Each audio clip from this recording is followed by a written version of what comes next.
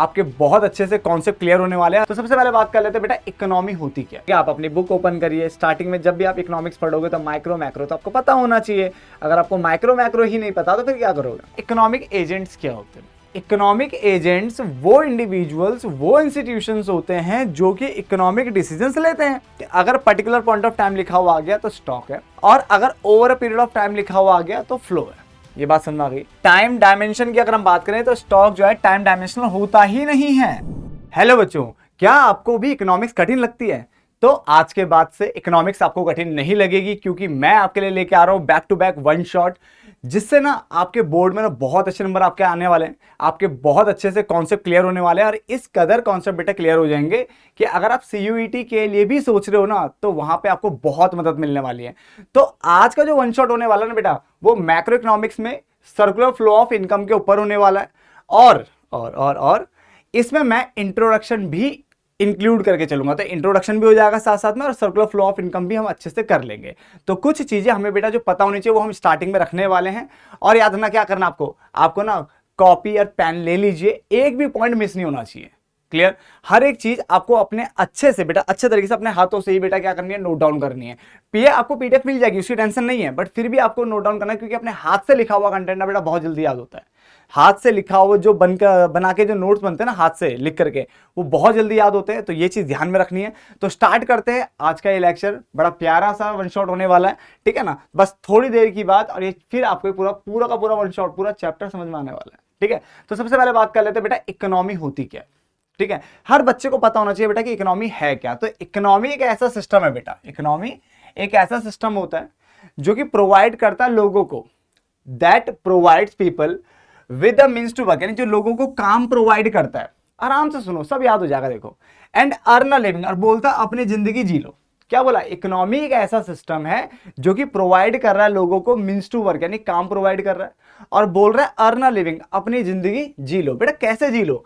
तो through the product process of, आप क्या कर सकते हो? आप प्रोडक्शन कर सकते हो, आप कंजम्पशन कर सकते हो, आप एक्सचेंज कर सकते हो, आप इन्वेस्टमेंट कर सकते हो, और आप डिस्ट्रीब्यूशन कर सकते हो बेटा। तो ये सारी वो एक्टिविटीज बोलिए कि इनको आप करिए और अपनी जिंदगी जी लो ना, क्या दिक्कत है? तो इकोनॉमी एक ऐसा सिस्टम है जो कि प्रोवाइड कर रहा है लोगों को द मीन्स टू वर्क, यानी काम प्रोवाइड कर रहा है, और बोल रहा है अर्न अ लिविंग, यानी अपनी जिंदगी जी लो through the process of production करके, कंजम्पशन करके, एक्सचेंज करके, इन्वेस्टमेंट भी आप कर सकते हो, आप डिस्ट्रीब्यूशन भी आप कर सकते हो। तो ये होता है इकोनॉमी।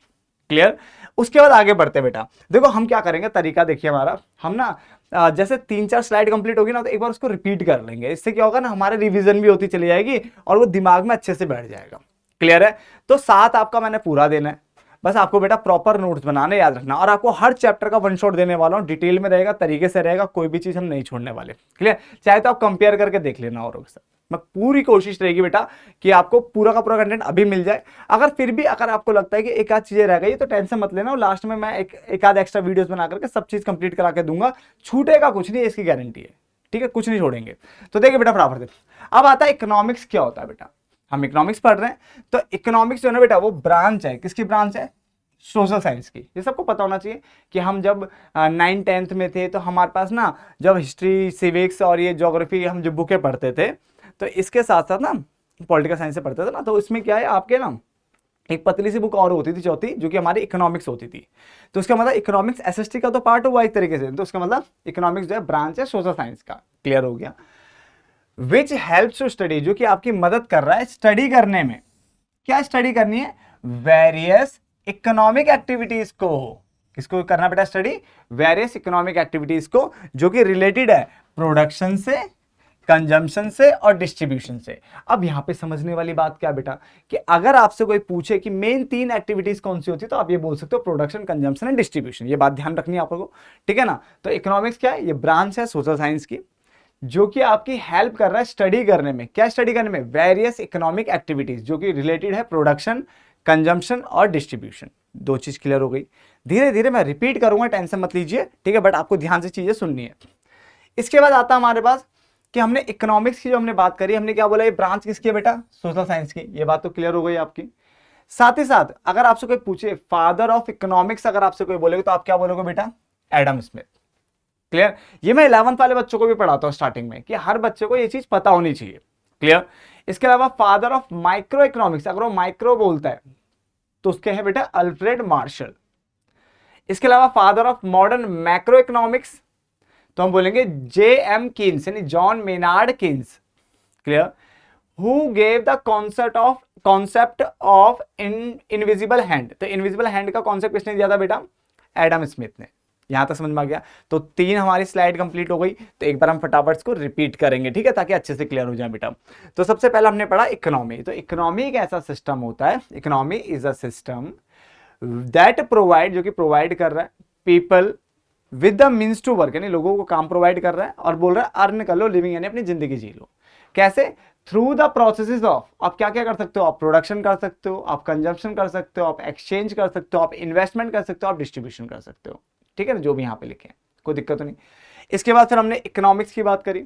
मैंने कहा इकोनॉमिक्स जो है बेटा वो ब्रांच ऑफ सोशल साइंस है, ये बात समझ में आ गया, जो कि हेल्प कर रहा है स्टडी करने में वेरियस इकोनॉमिक एक्टिविटीज को। अब इकोनॉमिक एक्टिविटीज में यहाँ पे क्या क्या बोला हुआ है? यहाँ पे जो मेन बोला है प्रोडक्शन, कंजम्पशन और डिस्ट्रीब्यूशन। ठीक है, तो क्या बोलना? Branch of social science help कर रहा है स्टडी करने में वेरियस इकोनॉमिक एक्टिविटीज। कौन कौन सी? प्रोडक्शन, कंजम्पशन और डिस्ट्रीब्यूशन। क्लियर। चलिए इसके बाद आगे बढ़े हम। मैंने कहा यहाँ पे इकोनॉमिक्स क्या है? ब्रांच ऑफ सोशल साइंस, ये तो क्लियर हो गया। ठीक है ना, इकोनॉमिक्स किसकी ब्रांच है? सोशल साइंस की। नंबर 2, मैंने कहा फादर ऑफ इकोनॉमिक्स अगर आपसे को बोलता तो Adam Smith. Father of modern micro economics बोलता है तो अल्फ्रेड मार्शल। बट सिर्फ माइक्रो इकोनॉमिक्स बोलता है तो Alfred Marshall. But modern macro economics बोलता है, मैक्रो की बात करेगा तो जॉन मेनार्ड कीन्स यानी J.M. कीन्स। और who gave the concept of invisible hand तो एडम स्मिथ। क्लियर हो गया बेटा? अच्छे से करना है, टेंशन नहीं लेने का, बस इस तरह से कॉन्सेप्ट क्लियर करने की बेटा। अगर कॉलेज का सपना भी अगर हम सोच रहे हैं ना वहां तक का, तो हमारे कॉन्सेप्ट इस कदर क्लियर हो कि हमें बाद में ज्यादा मतलब सर्वर ना मानना पड़े कि यार ये भी पढ़ना वो पढ़ना, ऐसा नहीं करना। क्लियर हो गया? अच्छे से पढ़ना बेटा, हर एक चीज पढ़नी है तो अच्छे से पढ़नी है, रट्टा नहीं लगाना। रट्टा से बेटा फिर कुछ दिनों का होता है, वो कुछ दिनों बाद फिर बंदा भूल जाता है। ठीक है, जो बच्चा है ना वो भूल जाता है कुछ दिनों बाद, तो वो नहीं करना, रट्टा नहीं मारना, याद रखना। ठीक है, आगे देखो, who wrote the book Wealth of nation. अगर आपसे कोई पूछे कि वेल्थ ऑफ नेशन किसने लिखा तो एडम स्मिथ। क्लियर हो गया? साथ ही साथ who gave the definition of economics as a science of wealth. किसने कहा था इकोनॉमिक्स को साइंस ऑफ वेल्थ? तो वो कौन है बेटा? Adam Smith. ठीक है, ध्यान रखना है, बेसिक चीजें आपको पता होनी चाहिए। Who gave welfare oriented definition of economics, तो वेलफेयर ओरिएंटेड अगर डेफिनेशन की बात करें तो अल्फ्रेड मार्शल ने दिया था। साथ ही साथ who defined economics as a science of scarcity, scarcity के बारे में तो लियोनेल रॉबिन्स। ठीक है, ये थोड़ा आपसे दोनों कम पूछेगा बट पता होना चाहिए, एक अच्छा बच्चा हो आप। ठीक है ना, तो अच्छे बच्चों को बेटा ये चीजें पता होनी चाहिए। Who gave growth definition of economics. अगर आप इकोनॉमिक्स पढ़ रहे हो बेटा तो ये चीज आपको पता होनी चाहिए। तो ग्रोथ डेफिनेशन किसने दिया था? पॉल ए सैमुअल्सन। तो पॉल सैमुअल्सन कह लो, पॉल ए, ठीक है, फिर सैमुअल्सन। ठीक है, चलिए आगे लिखा है who is associated with Keynesian economics. तो केन्स से रिलेटेड बेटा केन्स नहीं बताया होगा तो जॉन मेनार्ड केन्स, जो मॉडर्न मैक्रो इकोनॉमिक्स के father. Who gave the concept of effective demand, ये भी इन्होंने दिया था J.M. कीन्स ने। ठीक है ना, जॉन मेनार्ड कीन्स। और who introduce national income concept, तो नेशनल इनकम जो आप पढ़ने जा रहे हो उसकी बात करेंगे तो क्या होना है? सिमन कुजनेट। ठीक है ना, तो ये आपको याद रखने बेटा। क्लियर? तो ये कुछ चीज अगर आप याद रखते हो तो आप और बच्चों से बेटा बेहतर बन जाओगे, और हमें वही तो करना है, आपको बेहतर बनाना है, आपको बढ़िया बनाना है, आपके कॉन्सेप्ट क्लियर करने बेटा। याद ना, back to back one shot आने वाली है, कोई भी वन शॉट छोड़ना मत, और अपने दोस्तों को भी ये शेयर करते चले जाना बेटा आगे। ठीक है ना, ताकि हर किसी को ये वन शॉट मिल सके। ठीक है, जिसमें कंप्लीट उनको बताया गया होगा, और इसको पढ़ने के बाद ना ये आपका चैप्टर बहुत अच्छे से क्लियर होने वाले हैं। जितने भी चैप्टर सब धीरे धीरे जो ना क्लियर हो जाएंगे बिल्कुल बढ़िया से, टेंशन नहीं लेने का। अब हमने कहा था कि जो इकोनॉमिक्स है वो ब्रांच है सोशल साइंस की, ये बात हमने बोल दी। बट इकोनॉमिक्स की भी तो 2 ब्रांचेस होती है, इकोनॉमिक्स की भी तो 2 ब्रांचेस होती है, एक है माइक्रो, एक है मैक्रो। सर हम तो मैक्रो इकोनॉमिक्स पढ़ रहे हैं, हमें क्या नाम है माइक्रो से क्या लेना देना? तो ऐसा नहीं होता बेटा।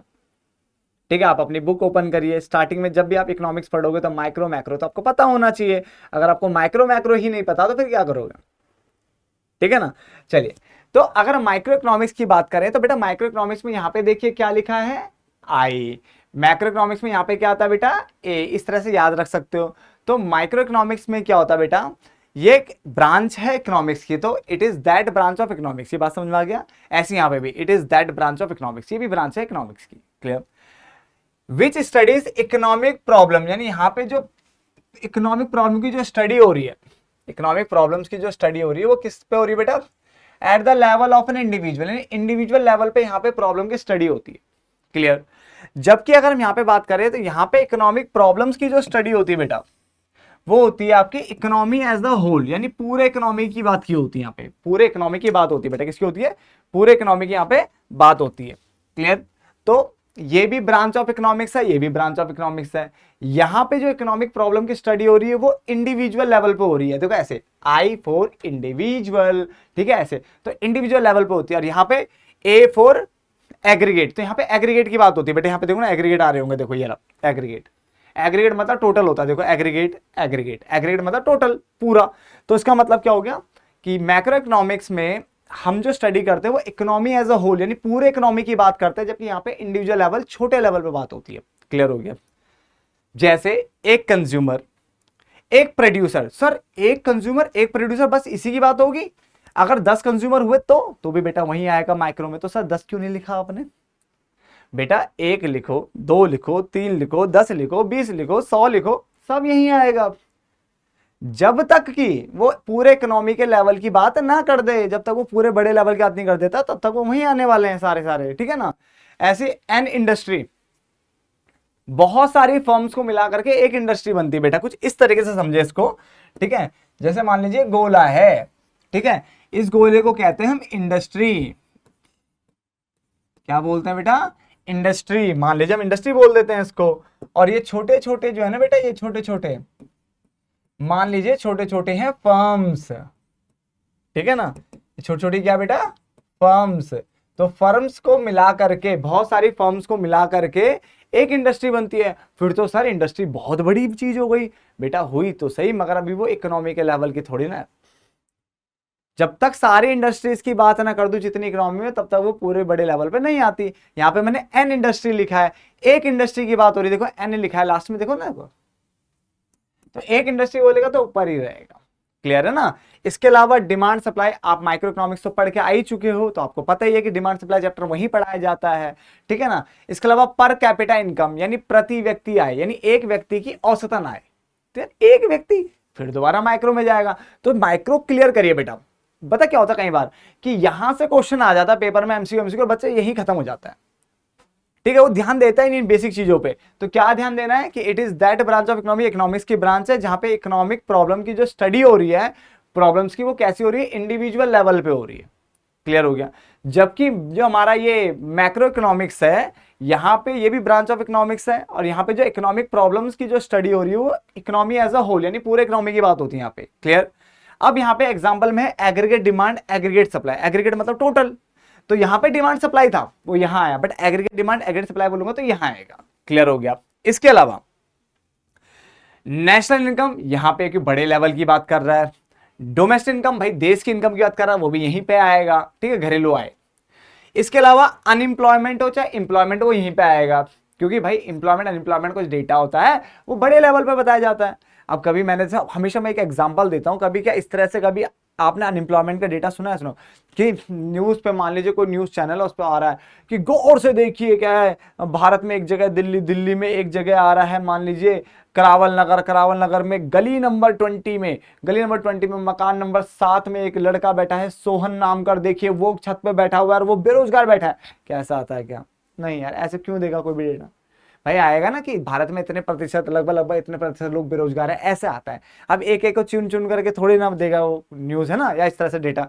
तो इसका मतलब यहाँ पे जो एम्प्लॉयमेंट अनएम्प्लॉयमेंट है वो बड़े लेवल पड़ी जाती है। ऐसे इन्फ्लेशनरी गैप और डिफ्लेशनरी गैप है, जो कि हम आगे जाके बहुत डिटेल में पढ़ने वाले हैं, ठीक है। मैक्रो इकोनॉमिक्स में पढ़ाऊंगा मैं इसको, बट अभी खाली इतना समझ लो कि जब वस्तुओं और सेवाओं की कीमतें बढ़ती है तो उसे इन्फ्लेशन कहते हैं, और घटती है तो डिफ्लेशन। तो हम बात कर रहे हैं इन्फ्लेशन की, जैसे तो वस्तु सेवाओं की जो गुड्स एंड सर्विस है उसकी कीमतों का बढ़ना, ठीक है, प्राइस का बढ़ना। क्लियर हो गया। अब एक चीज बताओ कि अगर कोई चीज महंगी हो रही है देश में तो क्या आपके लिए होगी क्या सिर्फ, ठीक है, या आपके पास फोन आ रहा है कि मैं पीएम मोदी जी बोल रहा हूँ, ठीक है, हर किसी के घर में जो सिलेंडर आ रहा है वो अभी पता नहीं कि मुझे ध्यान भी नहीं कितने का, बट 950 के आसपास मान लेते हैं, 950 का आ रहा है, और मैं सोच रहा हूँ कि आपके घर पे जो सिलेंडर आया हो कम से कम 5,000 रुपये का एक हो। भाई आपसे दुश्मनी थोड़ी ना है, कोई पर्सनल बात को समझो।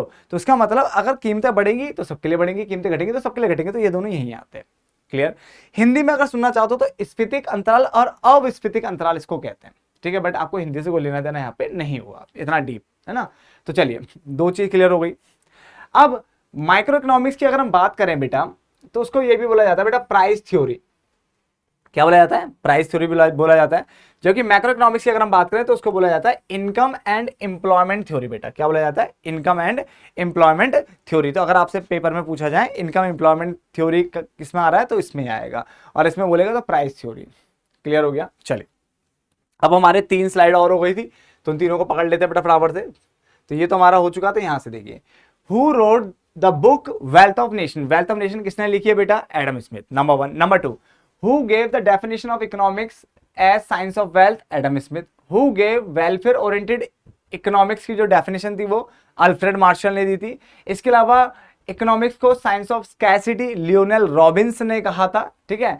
इसके अलावा ग्रोथ डेफिनेशन दी थी बेटा पॉल ए सैमुअल्सन ने। क्लियर हो गया? समझ में आ रहा है ना बेटा?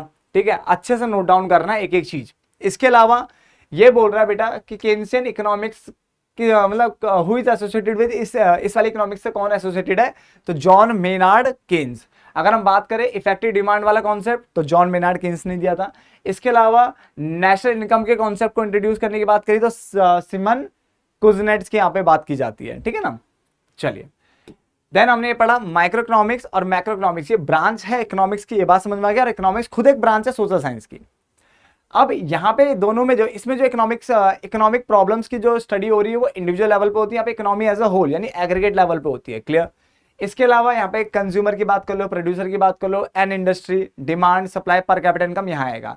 यहाँ national income, domestic income, aggregate demand, aggregate supply, नहीं टोटल डिमांड टोटल सप्लाई होता, वहां सिर्फ डिमांड सप्लाई था।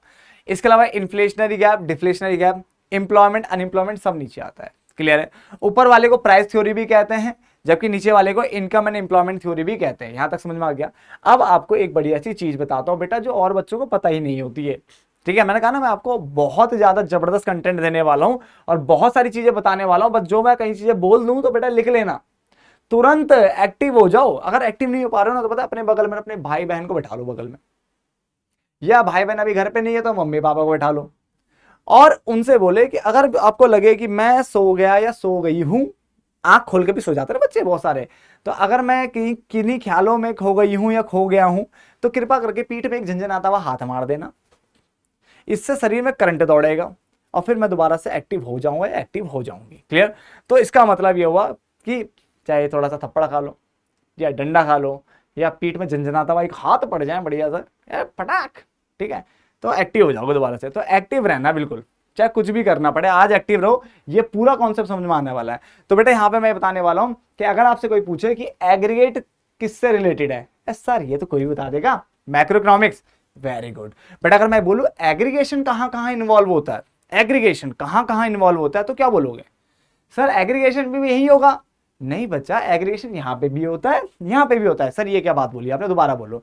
देखो एग्रीगेट बोलेगा तो इससे रिलेटेड है, मैक्रो से, यहाँ कोई दिक्कत नहीं। बेटा वो कहेगा एग्रीगेशन कहां कहां इन्वॉल्व होता है, एग्रीगेशन।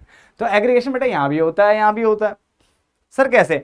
सर एग्रीगेशन का मतलब बच्चा पहले टोटलिंग होता है। क्या होता है? टोटलिंग। जैसे एग्रीगेट मतलब टोटल, तो यहाँ पे मतलब टोटलिंग। तो टोटलिंग तो यहाँ भी हो सकता है भाई। एक कंज्यूमर बोलूंगा ठीक है, बट 2 बोलूंगा तो भी तो यही आ रहा था, तो क्या 2 का टोटल नहीं होगा? जब आप माइक्रो इकोनॉमिक्स पढ़ते थे तो इंडिविजुअल डिमांड के साथ साथ क्या मार्केट डिमांड नहीं पढ़ते थे? अब मार्केट डिमांड में तो एक से ज्यादा कंज्यूमर आते थे ना, तो उसका मतलब अगर 10 कंज्यूमर है तो भी यहीं पे आने वाला है, तो 10 का टोटल भी तो करोगे तभी तो मार्केट डिमांड बनेगी। तो उसका मतलब टोटलिंग यहाँ भी होती है। तो एग्रीगेशन यानी टोटलिंग दोनों में ही देखने को मिलती है। क्लियर हो गया? वहां छोटे लेवल पर टोटलिंग होगी या बड़े लेवल पर टोटलिंग होगी, इस चीज का ध्यान रखना है। क्लियर। चलिए अब बढ़ते हैं बेटा अगले पेज पे। अगला आता है इकोनॉमिक एजेंट्स क्या होते हैं। सर ये भी हमें पता होना चाहिए क्या? बिल्कुल बेटा पता होना चाहिए कि इकोनॉमिक्स एजेंट होता क्या है, ठीक है ना। अब इकोनॉमिक एजेंट की अगर हम बात करें तो दोज इंडिविजुअल्स, ये वो इंडिविजुअल्स होते हैं, ये वो इंस्टीट्यूशंस होते हैं विच टेक इकोनॉमिक डिसीजंस, यानी जो इकोनॉमिक डिसीजंस लेते हैं बेटा। ठीक है, ध्यान से देखिए क्या बोल रहा है। इसने बोला कि इकोनॉमिक एजेंट्स वो इंडिविजुअल्स, वो इंस्टीट्यूशंस होते हैं जो कि इकोनॉमिक डिसीजंस लेते हैं। बात समझ में आ गया? आगे देखिए बेटा, जैसे हाउस होल्ड्स हो गया, हाउस होल्ड्स, फर्म्स हो गया, ठीक है, गवर्नमेंट हो गई, फॉरेन सेक्टर हो गया, बाहर का भी तो आएगा ना क्षेत्र, ठीक है। इसके अलावा कॉर्पोरेशन कंपनी हो गई, बैंक्स हो गया, इस टाइप की चीजें हो गई बेटा, ठीक है ना। तो इकोनॉमिक एजेंट है कौन? कोई भी इंस्टीट्यूशन, कोई भी इंडिविजुअल जो इकोनॉमिक डिसीजन से लेता हो, बात खत्म, ठीक है ना। अब एक चीज आपको पता होनी चाहिए, एमसीक्यू में आप पूछ सकता है आपसे, ग्रेट डिप्रेशन की अगर हम बात करें तो वो आपको देखो, आपको बताता है कि वर्ल्ड वाइड इकोनॉमिक क्राइसिस आया था बेटा, संकट आया था, आपको पता ही होगा, ठीक है ना। अगर नहीं पता तो सुन लो बेटा, ठीक है। तो ये बहुत ही भयानक वर्ल्ड वाइड इकोनॉमिक क्राइसिस हुआ था, जो कि स्टार्ट हुआ था बेटा 1929 में, ये स्टार्ट हुआ था। और ये कब तक चला था? तो टिल द लेट 1930s, तो 1930s तक ये बेटा देखने को मिला था, ठीक है ना। तो अगर आपसे कोई पूछे कि वर्ल्ड वाइड इकोनॉमिक क्राइसिस कब आया था, तो 1929, इस चीज को याद रखना आपको, 1929, क्लियर है अच्छे से। चलिए आगे चलते हैं। अब आता है सर्कुलर फ्लो ऑफ इनकम होता क्या बेटा, ठीक है। हमने बेसिक बातें कर ली है, सारी बेसिक चीजें समझ ली है। अब आते हैं बेटा सर्कुलर फ्लो ऑफ इनकम पे। तो इट रेफर्स टू, ध्यान से सुनना, it refers to cycle of, ये एक साइकिल की बात कर रहा है, किसके साइकिल की? Generation of income. तो it refers to the cycle of generation of income. अब पता, मैं एक चीज और बता रहा हूं आपको, जैसे मान के चलो कि मैं अंडरलाइन कर रहा हूं, तो मेरे पे तो भाई कलरफुल चीजें हैं, तो मैं अंडरलाइन कर, अब आपके पास कलरफुल हो सकता है, बहुतों के पास हो, बहुतों के पास नहीं भी हो, बट मैं ये बोलूंगा कलरफुल चीजों पे टाइम वेस्ट करना ही क्यों है? देखो मेरे पे तो अभी है, मैं कर देता हूँ यहाँ पे तो फटाफट से, ठीक है, ये लग यहाँ पे बोर्ड पे ही है। बट आप कहाँ पेन वैन सब ढूंढोगे, इतनी सारी चीजें, तो आपके पास एक ही पेन है ना, तो आपको पता क्या करना, खाली जैसे मान लो ब्लू पेन है सपोज करिए, तो आपको ब्लू पेन से ना इसको इस तरह से 2-3 बार ऐसे अंडरलाइन कर लेना। सर इससे तो सड़ जाएगा बेटा, मैं बताऊं तुम्हें, टाइम बचाओ। और अगर आप 2-3 बार अगर करते हो ना इस तरह से, मान लो ब्लू पेन से लिखा हुआ, ब्लू पेन से अगर मान लो अंडरलाइन कर भी लिया आपने, अगर ब्लैक नहीं है तो ब्लू से ही कर दिया, तो एटलीस्ट ये हाईलाइट हो जाएगा, थोड़ा सा ऐसे कर लोगे तो, ठीक है, हाईलाइट हो जाएगा और वो आपको जल्दी दिखेगा। और सच बताऊं बहुत जल्दी याद भी होता है ऐसे में। अब बहुत बच्चे पता क्या होता है, नहीं सर हम तो ऐसे करेंगे, बिल्कुल ऐसे ऐसे, तो बेटा अगर ऐसे करोगे ना सिंगल लाइन, तो ब्लू में ब्लू दिखेगा भी नहीं ढंग से, ठीक है, आपको जोड़ देना पड़ेगा, ऐसा नहीं कि दिखेगा, हम दिख सकता है बट वो इतना अच्छे से नहीं दिखेगा, आपको जोड़ देना पड़ेगा, क्योंकि पूरी कॉपी में ऐसा जगह जगह पे अंडरलाइन हो रहा होगा, तो आप क्या, तो इसीलिए ऐसे करने के बजाय बेटा उसको थोड़ा सा ना ऐसे कर लेना, ऐसे, इससे आपको हाईलाइटर पाइलाइटर की जरूरत नहीं पड़ेगी, सिंपल उसी से काम चल जाएगा। मेन जगह पे ही अंडरलाइन करना, बस पूरी कॉपी मत सड़ाना, ठीक है ना। और आप बेटा ये बहुत अच्छा तरीका, मैं दोबारा बता रहा हूँ, इससे ना जल्दी होता है, ठीक है। ये सारे हम चीजें ट्राई करवा चुके हैं बेटा, इसलिए बता रहा हूँ, ठीक है ना। तो थोड़ा घोट देना, बट इस तरह भी मत घोटना कि पेज की जान निकल जाए, ठीक है, ढंग से घोटना हल्का से। तो it refers to cycle of generation of income, ये बात समझ में आ गई। इन द प्रोडक्शन प्रोसेस, यानी जब आप प्रोडक्शन प्रोसेस चलाते हो, प्रोडक्शन करते हो गुड्स एंड सर्विस का जो भी है, तो उस टाइम पे इनकम को जनरेट करने की क्या है बेटा, प्रोसेस है, नाम ही है circular flow of income. It's distribution among the factors of production, और जो भी आप प्रोड्यूस करते हो उसका डिस्ट्रीब्यूशन किसके बीच में होता है, फैक्टर्स ऑफ प्रोडक्शन के बीच में भी होता है।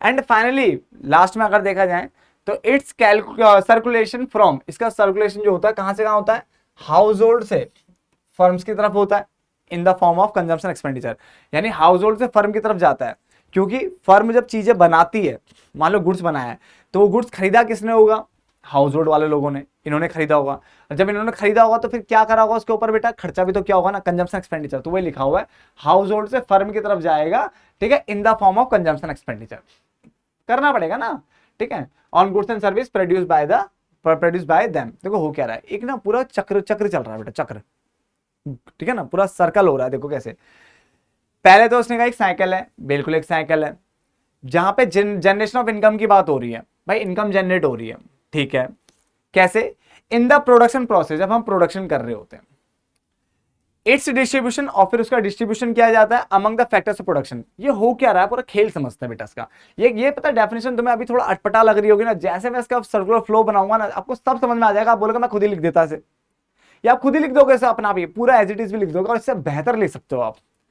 क्योंकि होता क्या है, सबसे पहले ना जो हमारा जो हाउस होल्ड है ना बेटा, हाउस होल्ड वाला फर्म को कुछ देता है, ठीक है ना, वो देता है बेटा फैक्टर सर्विसेज, यानी जो फैक्टर्स ऑफ प्रोडक्शन की जो सर्विस है ना वो देता है बेटा।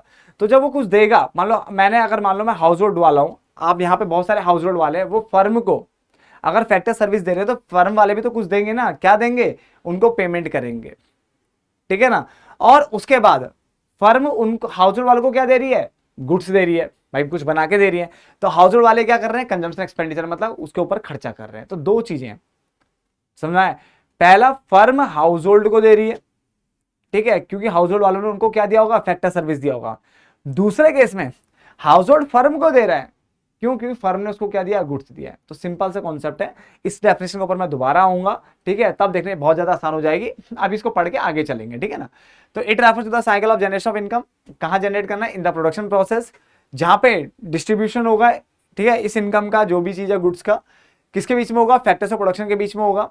साथ ही साथ हाउस होल्ड भी फर्म को कुछ देगी, ठीक है, क्या देगी, कंजम्पशन एक्सपेंडिचर, यानी पैसा देगी जो उसने कंजम्पशन करा उसके ऊपर। चलिए, अब आता है phases of circular flow of income. तीन तरह के फेज बताएंगे बेटा। कौन कौन से फेज बताएं, तीन तरह के फेज बताए गए हैं। पहला फेज जो है बेटा, जनरेशन फेज है बेटा। क्या है, जनरेशन फेज, जिसको हम क्या बोलेंगे बेटा, प्रोडक्शन फेज भी बोल सकते हैं। साथ साथ में हम लिख लेना बेटा, प्रोडक्शन फेज इंपॉर्टेंट है बेटा ये, ठीक है। सबसे पहला जो है बेटा आपका जनरेशन फेज है, जिसको हमने क्या बोला, प्रोडक्शन, यानी प्रोडक्शन करना है। पहले आपने क्या करना है, प्रोडक्शन करना है। इसके बाद दूसरा आपका है डिस्ट्रीब्यूशन फेज। क्या है बेटा, डिस्ट्रीब्यूशन फेज, यानी आपने पहले प्रोड्यूस किया, प्रोडक्शन फेज यानी जनरेट किया, ठीक है, जनरेट किया। जनरेट करने के बाद आपने उससे क्या कमाया, इनकम, डिस्ट्रीब्यूट करके, तो इनकम फेज हो जाता है बेटा। क्या होता है, इनकम फेज, ठीक है ना। तो डिस्ट्रीब्यूशन आया, आपने पहले प्रोड्यूस किया, जनरेशन फेज, उसको डिस्ट्रीब्यूट किया, डिस्ट्रीब्यूट करके इनकम जनरेट कर ली, तो इनकम फेज हो गया आपका। क्लियर हो गया। इसके बाद डिस्पोजिशन फेज। डिस्पोजिशन फेज का मतलब होता है बेटा एक्सपेंडिचर फेज। ये एक्सपेंडिचर की बात कर रहा है, किसकी बात कर रहा है बेटा, एक्सपेंडिचर की बात कर रहा है, तो एक्सपेंडिचर फेज आ जाएगा। तो ये नाम भी आपको याद रखना है। सबसे पहले जनरेशन, ठीक है, यानी प्रोडक्शन फेज, प्रोडक्शन किया, प्रोडक्शन करने के बाद आप डिस्ट्रीब्यूट करते हो, डिस्ट्रीब्यूशन से इनकम निकल के आती है। तो इन दोनों को, ये दोनों एक ही नाम है, ठीक है ना। इसके बाद फिर जो इनकम है खर्चा भी तो करोगे, तो डिस्पोजिशन फेज कहते हैं इसको, एक्सपेंडिचर फेज भी कह सकते हैं। क्लियर हो गया, तो तीनों चीज क्लियर हो गई। चलिए बैक टू बैक वापस आते हैं, तीन हुए।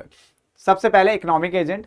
मैंने कहा कोई भी इंडिविजुअल, कोई भी इंस्टीट्यूशन जो इकोनॉमिक डिसीजंस लेते हो ना, वो सारे इकोनॉमिक एजेंट बेटा, या इकोनॉमिक यूनिट है। आप यूनिट भी बोल सकते हो, यूनिट से रहा, इकोनॉमिक यूनिट बोलो या इकोनॉमिक एजेंट बोलो, ठीक है।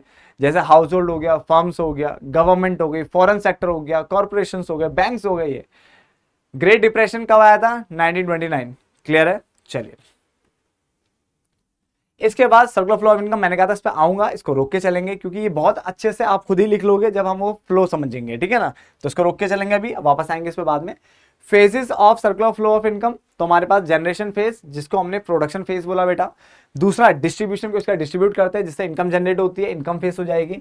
और उसके बाद डिस्पोजिशन फेज, जिसको हम वो क्या बोलेंगे, एक्सपेंडिचर फेज, यानी खर्चा। भाई इनकम जनरेट करिए, खर्चा भी तो करेंगे ना, तो खर्चा करो ना यहाँ पे डिस्पोजिशन में, ठीक है ना। चलिए अब आते हैं बेटा आगे, और स्टॉक और फ्लो के बारे में समझते हैं, ठीक है बेटा। देखिए वन शॉट आपको बैक टू बैक मिलने वाले हैं। कैसे मिलने वाले हैं, back to back one shot मिलने वाले, मैंने आपको पहले भी बोला हुआ है, ठीक है। और ये वन शॉट जो है ना बेटा, आपको बहुत मदद करने वाले, बहुत मदद करेंगे, क्योंकि कंप्लीट है। ये नहीं वन शॉट के चक्कर में शॉर्टकट भगा दे, ना ना ना ना ना, कंप्लीट दिया जाएगा। इसका मतलब अगर आपने वन शॉट देख लिया, कंप्लीट है, टेंशन मत लेना, कोई दिक्कत नहीं आएगी, ठीक है ना। चलिए अब आता है बेटा difference between stock and flow. बड़ा सिंपल सा है और बहुत इंपॉर्टेंट भी है अपने आप में ये, ठीक है। क्या है बेटा, इंपॉर्टेंट भी है, ध्यान से पढ़ना बेटा। अगर हम स्टॉक की बात करते हैं तो ये उन वेरिएबल्स की बात करता है, ठीक है, which is measured at a particular point of time, जिसको मेजर करते हो, मापते हो पर्टिकुलर पॉइंट ऑफ टाइम पे, स्पेसिफिक पॉइंट ऑफ टाइम पे आप इसको मेजर कर रहे हो, पर्टिकुलर पॉइंट ऑफ टाइम पे, ठीक है। जबकि फ्लो की अगर हम बात करें तो उसको आप मेजर करते हो over a period of time पे। किस पे करते हो बेटा, over a period of time पे। तो एक चीज समझ में आ गई कि अगर पर्टिकुलर पॉइंट ऑफ टाइम लिखा हुआ आ गया तो स्टॉक है, और अगर over a period of time लिखा हुआ आ गया तो फ्लो है। ये बात समझ में आ गई। मैं एक और चीज आपको बता दूं बेटा, अगर ड्यूरिंग में लिखा हुआ है, यहीं पटक देना उसे, ठीक है ना। ड्यूरिंग या फोर वोर लिखा हुआ है तो यहीं पटक देना। जैसे कि अब कॉमर्स वालों को पहले पकड़ लेते हैं, ठीक है ना। आपने प्रॉफिट लॉस अकाउंट बनाया हुआ है, ठीक है, पहले कॉमर्स वालों को पकड़ रहा हूं, ठीक है। प्रॉफिट, उसके बाद बाकी जनरल एग्जांपल भी देने वाला हूं जो सबके लिए होंगे, ठीक है। इसके बाद आपने प्रॉफिट लॉस अकाउंट बनाया, उसके ऊपर आप क्या लिखते हो, फॉर द ईयर एंडेड, हाँ है ना, बट बैलेंस शीट के ऊपर आप एज एट एज ऑन लिख रहे होते हैं, ऐसा क्यों?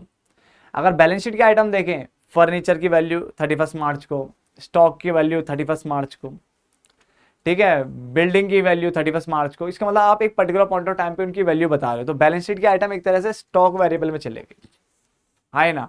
बट पीएनएल आइटम की जो है वो पूरे साल का ड्यूरिंग द ईयर जो भी हो रहा है वो सब बताता है वो, ठीक है ना। इसका मतलब क्या हुआ, वो फ्लो के अंदर चला जाएगा, तो प्रॉफिट लॉस अगर आएगा तो कहाँ आएगा, फ्लो में। सिंपल सा कॉन्सेप्ट आ रहा है।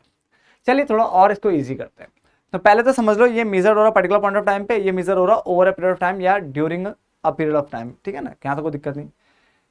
ये स्टैटिक होता है, रुका हुआ होता है, स्टैटिक कॉन्सेप्ट है, स्टैटिक कॉन्सेप्ट, ठीक है। ये डायनामिक है, डायनामिक मतलब होता है चेंजेबल, लिख लीजिए चेंजेबल, वो उसको लिखो लो, रुका हुआ स्थिर, ठीक है ना, फिक्स टाइप का ये, जबकि ये चेंजेबल है, डायनामिक है। दो पॉइंट समझ में आ गया। तीसरा, टाइम डायमेंशन की अगर हम बात करें तो स्टॉक जो है टाइम डायमेंशनल होता ही नहीं है, ठीक है, क्योंकि आप इसको स्पेसिफाइड पीरियड ऑफ टाइम पे मेजर कर रहे होते हैं, तो इसका टाइम डायमेंशन नहीं होगा बेटा। जबकि इसका टाइम डायमेंशनल ये होता है, ये टाइम डायमेंशनल आपको मिलेगा, है ना। इसका मतलब आप इसको मेजर कर सकते हो पर आवर, प्रति घंटा, पर मंथ, प्रति माह और पर ईयर, ठीक है ना, प्रति वर्ष, यानी आप इसको इस तरह से कर सकते हो, ठीक है ना। प्रति सप्ताह भी आप इसको कर सकते हो, तो इस टाइप को ही मिल जाएगा। तो इसका मतलब जिनको आप इस तरह से कैलकुलेट कर सकते हो, इसका मतलब टाइम डायमेंशनल है। इसको तो नहीं कर सकते तो टाइम डायमेंशनल नहीं है। एग्जाम्पल लेते हैं, छत की टंकी, छत पे पानी की टंकियां होती है ना, मान लीजिए उस पे आपके यहाँ पानी की टंकी में 400 लीटर पानी है, 400 लीटर पानी है उसमें, क्या होगा वो, स्टॉक या फ्लो? तो सर पानी है ना, तो उसका मतलब रखा हुआ है, तो उसका मतलब स्टॉक होगा। क्लियर है? वो पानी लीक हो रहा है, लीक हो रहा है, तो लीक हो रहा है तो कहां आ रहा होगा बेटा, फ्लो में। ये बात समझ में आ गई, दो चीज, ठीक है ना। इसके बाद आगे बढ़ते हैं। मान लीजिए दिल्ली से मुंबई, ठीक है, दिल्ली से मुंबई की दूरी, डिस्टेंस बिटवीन कहां, दिल्ली टू मुंबई मान लो, तो वो हमारा स्टॉक, क्योंकि बेटा वो एक ही जैसा रहेगा डिस्टेंस, ठीक है ना, कम ज्यादा थोड़ा ना होगा, वो नहीं। बट कार मूव कर रही है, ठीक है ना, दिल्ली से मुंबई की और उसकी स्पीड की बात हो रही है, तो वो कहाँ आएगा, फ्लो में। क्लियर? ऐसे ही मान लीजिए, ऐसे और भी एग्जांपल देखिए ना, भर भर के हैं। कैपिटल, कैपिटल पैसा आपके पास, ठीक है ना, कहाँ आएगा, स्टॉक। वेल्थ है, प्रॉपर्टी आपके पास, भाई मेजर कर सकते हो कि आज के टाइम पे मेरे पे 2 करोड़ रुपए की प्रॉपर्टी है, तो यही आएगा ना, सीधी बात है। मगर आपने कहा कैपिटल फॉर्मेशन, फॉर्मेशन मतलब इन्वेस्टमेंट, आप इन्वेस्टमेंट की बात कर रहे हो, तो इन्वेस्टमेंट में तो पैसा बढ़ेगा ना, तो कहाँ आएगा, फ्लो में। अब एक जादू मंत्र वाला वर्ड देखो, मनी सप्लाई, सप्लाई नहीं बोला मैंने, मनी सप्लाई। तो बच्चा कहता भाई सप्लाई तो फ्लो होता है, हाँ, तो मनी सप्लाई भी फ्लो होगा ना, ठीक है। मनी सप्लाई बेटा स्टॉक में आता है, क्योंकि जब मैं मनी सप्लाई वाला जो वन शॉट मनी वाला जब वन शॉट दिखाऊंगा, वहां बताऊंगा कि जो मनी सप्लाई होता है वो आपका पर्टिकुलर पॉइंट ऑफ टाइम पे मेजर करने की बात करता है, कि पर्टिकुलर पॉइंट ऑफ टाइम पे पब्लिक के पास जो पैसा वो उसकी बात करता है, तो पर्टिकुलर पॉइंट ऑफ टाइम आ गया तो फिर स्टॉक होगा, तो मनी सप्लाई का आएगा बेटा स्टॉक के अंदर। क्लियर हो गया? तो ये आपको पता होना चाहिए। क्लियर हो गया? कोई दिक्कत तो नहीं है? चलिए डन, आगे चलिए। Types of circular flow, circular flow के टाइप्स कितने तरह के होते हैं, तो दो, मतलब कितने तरह के सर्कुलर फ्लो होते हैं, तो बेटा 2 तरह के होते हैं। बेटा कितने तरह के होते हैं, 2 तरह के यहाँ पे देखने को मिलेंगे। पहला रियल फ्लो और दूसरा है आपके पास मनी फ्लो। सर ये 2 होते हैं, क्या डिफरेंस है इनके बीच में, वो मैंने बेटा लिखा हुआ है, टेंशन मतलब वो भी आने वाला है। बस पहले इतना बता देता हूं कि जो रियल फ्लो होता है उसमें जो फ्लो होता है बेटा वो गुड्स एंड सर्विसेज का होता है, ठीक है ना। जबकि मनी फ्लो में जो फ्लो होता है बेटा वो फ्लो होता है आपका मनी का। सर नाम से पता चल रहा होता बेटा, वही तो बात है। आपने बेकार में इकोनॉमिक्स को भूत मान रखा है कि भूत है, भूत, बट ऐसा नहीं है। सच बताऊं बहुत आसान है यार, ठीक है। और मैं तो ये बोलूंगा कि कॉन्सेप्ट ऐसे क्लियर करना बेटा कि जब हम अभी ये कहना, देखो सीयूटी की तैयारी भी करनी है ना, कॉलेज का सपना सच करना, रेगुलर कॉलेज लेना है, अगर वो भी, अगर मान लीजिए बहुत से बच्चे अरे मेरे को तो जाना ही नहीं है रेगुलर कॉलेज में, तो है, तो उनके लिए बताया तो बेटा, तो अगर आप किसी प्रोफेशनल कोर्स में अगर आप क्या है एंट्रेंस दोगे तो वहाँ इकोनॉमिक्स होगी, है ना। अगर इकोनॉमिक्स होगी तो बेटा फिर तो कॉन्सेप्ट क्लियर होने चाहिए। बहुत बच्चे अभी भी बच रहे होंगे, सर सीयूटी वालों को तो समझ में आता है, चलो डीप समझना चाहिए, प्रोफेशनल कोर्स से किसी जगह एंट्रेंस एग्जाम के लिए जाते हैं तो भी उनको समझ में आता, करना चाहिए। पर मेरे को तो सिर्फ बीकॉम बीबीए और एमबीए एमकॉम ये सब करना है, तो मेरे को क्या जरूरत है। बेटा जिनको ऐसा लगता है ना, वो सबसे बड़ी गलतफहमी में है। मेरे को आज भी याद है, एमबीए का, हाँ एमबीए के लेक्चर्स में दे रहा था, तो उसमें ना जब हम बीओपी वाला चैप्टर पढ़ाते हैं, इसी में बेटा आपकी बुक में ही है बीओपी करके, बैलेंस ऑफ पेमेंट, तो उसके बहुत सारे कॉन्सेप्ट ना वहां पे आते हैं। बच्चे कहते हैं सर ये सुना सुना सा लग रहा है। मैंने कहा "हाँ बेटा, आपको 12वीं क्लास में पढ़ाया गया था, बट आपने ध्यान नहीं दिया उस टाइम। कई बार कई जगह जगह पे बेटा वो कॉन्सेप्ट रिपीट होते हैं। और बोलो, इसका मतलब इकोनॉमिक्स इतना इंपॉर्टेंट है बेटा। हाँ, आप अपना बीकॉम कर लो, बीए कर लो, आप बीबीए कर लो, एमकॉम कर लो, बेटा जहां इकोनॉमिक्स पल्ले पड़ गई तो इसका मतलब वो तभी आपको ज्यादा सहूलियत देगी जब आपके कॉन्सेप्ट क्लियर होंगे। और कॉन्सेप्ट 11वीं 12वीं ही तो आपका बेस है बेटा। 11वीं 12वीं अगर आपने मजबूत कर लिया, चलो 11वीं अगर आपकी चलो जो हो गया सो हो गया, बट अभी 12वीं तो है आपके पास, उसको मजबूत बनाइए बेटा। जितना मजबूत बनाओगे उतना आगे के लिए अच्छा होगा। आप बढ़िया से बढ़िया कर सकते हो, याद रखना। क्लियर? तो दो तरह का फ्लो हो गया, रियल और मनी। बात करते हैं इनके डिफरेंस की। रियल फ्लो और मनी फ्लो में डिफरेंस क्या होता है? तो रियल फ्लो कह रहा है बेटा, it refers to the flow of, देखो क्या लिखा है, देखो लिखा है ना, देखो गुड्स एंड सर्विसेज। यानी यहाँ पे जो फ्लो हो रहा है वो गुड्स एंड सर्विस का हो रहा है across different sectors of an economy. यानी इकोनॉमी के डिफरेंट डिफरेंट सेक्टर्स में ये फ्लो आपको देखने को मिल रहा है। जबकि अगर हम यहाँ पे बात करें तो यहाँ पे जो फ्लो होता है बेटा किसका होता है? मनी का होता है, across different sectors of the economy. ठीक है, तो इकोनॉमी के जो डिफरेंट डिफरेंट सेक्टर्स है वहां पे, अभी सेक्टर्स क्या होता है अभी आएगा बेटा, सब बताऊंगा, टेंशन मत लो, टेंशन नहीं लेने का। तो डिफरेंट डिफरेंट सेक्टर्स जो होते हैं बेटा, वहां पे ये आपको फ्लो देखने को मिलेगा। कौन सा? मनी का। तो मनी फ्लो में मनी का फ्लो दिखेगा और रियल में आपका गुड्स एंड सर्विसेज का दिखेगा। काइंड ऑफ एक्सचेंज, यहाँ पे किसका एक्सचेंज होगा? तो बेटा यहाँ पे एक्सचेंज होता है गुड्स एंड सर्विस का। सिंपल सा है तो बेटा, है बहुत आसान है। यहाँ पे इन्वॉल्व होता है किसका? यहाँ पे इन्वॉल्व होता है एक्सचेंज ऑफ मनी का। क्लियर? अल्टरनेटिव नेम, इसको बेटा फिजिकल फ्लो भी कहते हैं। तो कई बार पेपर में आया था फिजिकल फ्लो क्या था, बच्चे कहते हैं आउट ऑफ कोर्स, पढ़ाई ही नहीं है। ठीक है, उनको तो बहुत कूटने का मन करता है फिर मेरा।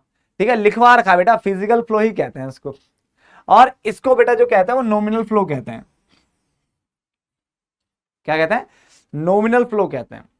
ठीक है ना? चलिए, इसके बाद डिफिकल्टी इन एक्सचेंज। एक्सचेंज में आदान प्रदान करते वक्त, एक्सचेंज करते वक्त क्या मतलब डिफिकल्टी कहां देखने को मिलती है? तो यहाँ पे जो डिफिकल्टी होगी ना, देखो मे भी लिखा है, यहाँ पे हो सकती है डिफिकल्टीज।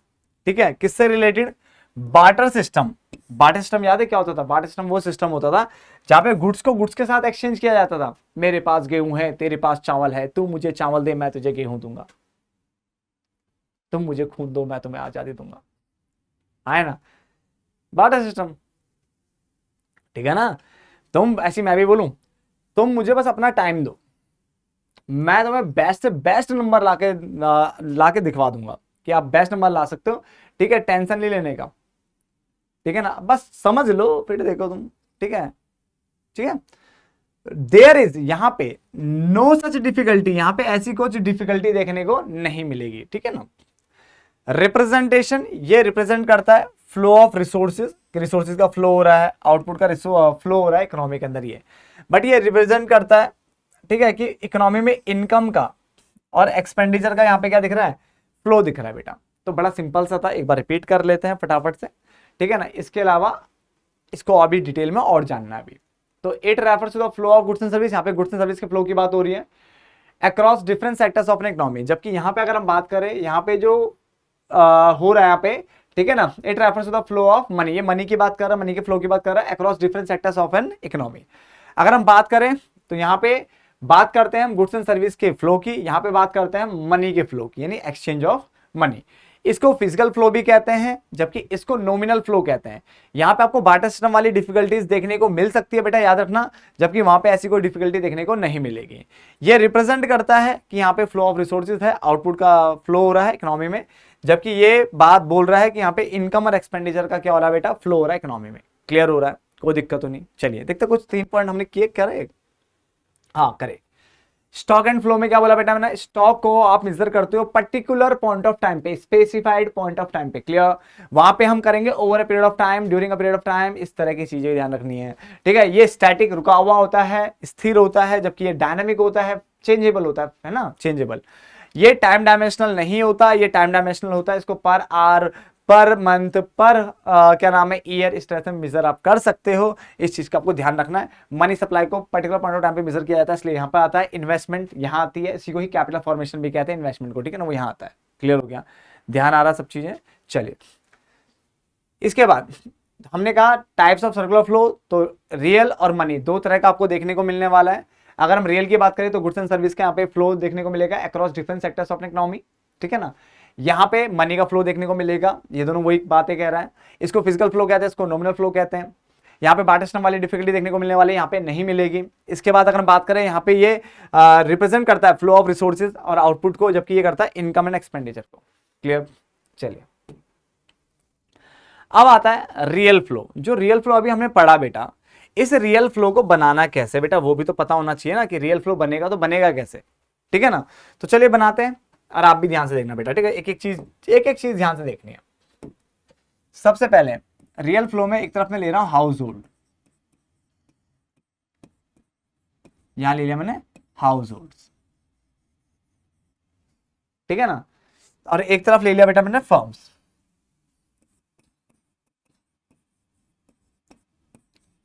एक तरफ ले लिया फर्म्स।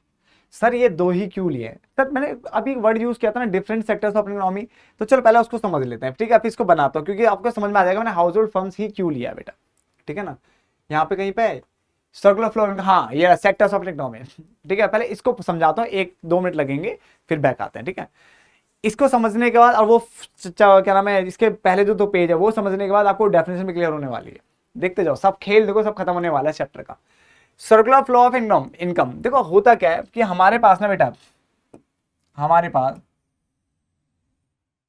4 यहाँ पे सेक्टर्स की बात हो रही है एक तरह से, ठीक है। मतलब 4 चीजों की बात होती है, बट हम यहाँ पे इस तरह से इसको ज्यादा दूर चला गया क्या, चलो ये रहने दो, इसको बीच में बना देते हैं ऐसे, ठीक है ना। ठीक है, पहला क्या रहेगा बेटा, सर आपने तो 3 ही खींचे हैं बेटा, रुको तो सही, देखो तो सही अभी, ठीक है। एक आता आपका 2 सेक्टर इकोनॉमी, 2 सेक्टर इकोनॉमी, ठीक है। एक आता आपको 3 सेक्टर इकोनॉमी, 3 सेक्टर इकोनॉमी, ध्यान से देखते जाना बेटा बस, ठीक है। और एक आता आपका 4 सेक्टर इकोनॉमी,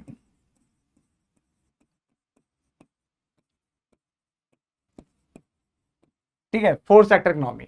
तो इसका मतलब सेक्टर तो 4 है हमारे पास, ठीक है। अब ये 3 तरह से बनाए गए हैं, तो इसको ध्यान से जरा समझते हैं क्या चीज बेटा।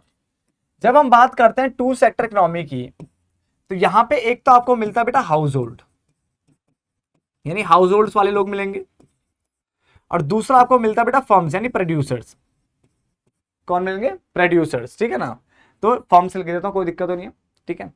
जब हम 3 सेक्टर इकोनॉमी की बात करते हैं बेटा, तो यहां पे मिलता है आपको हाउस होल्ड्स, दूसरा फर्म्स, और तीसरा मिलता है आपको गवर्नमेंट। ध्यान से समझना बेटा, ठीक है ना। जब हम 4 सेक्टर इकोनॉमी की बात करते हैं, तो यहां पे मिलता है आपको house holds,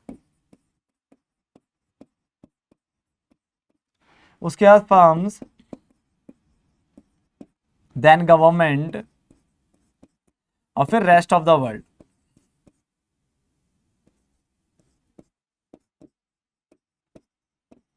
rest of the world, जिसको हम क्या बोलते हैं, फॉरेन सेक्टर भी बोल सकते हैं, ठीक है ना।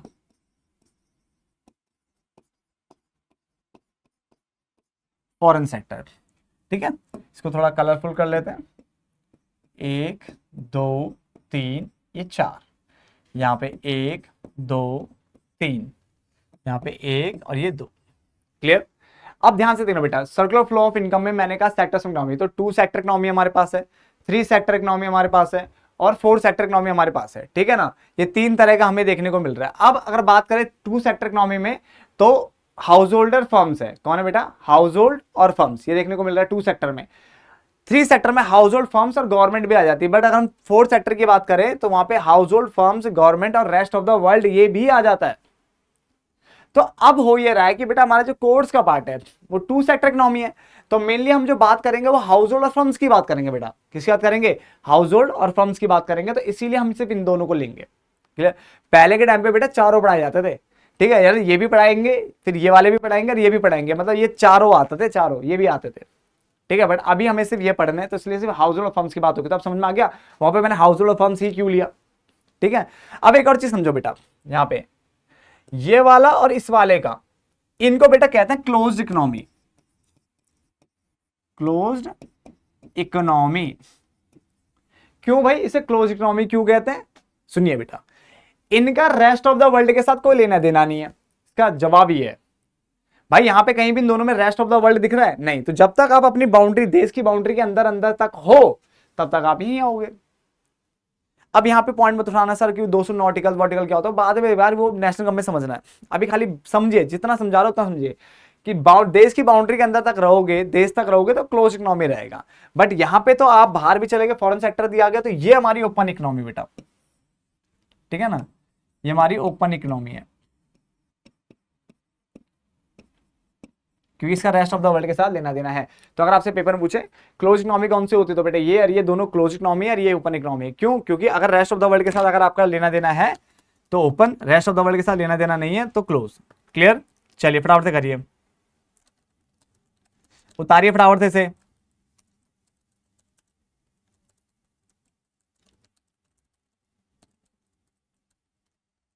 फटाफट से उतार बेटा, ये उतारना पड़ेगा तुम्हें ना, तभी तो मजा आएगा चीजों में।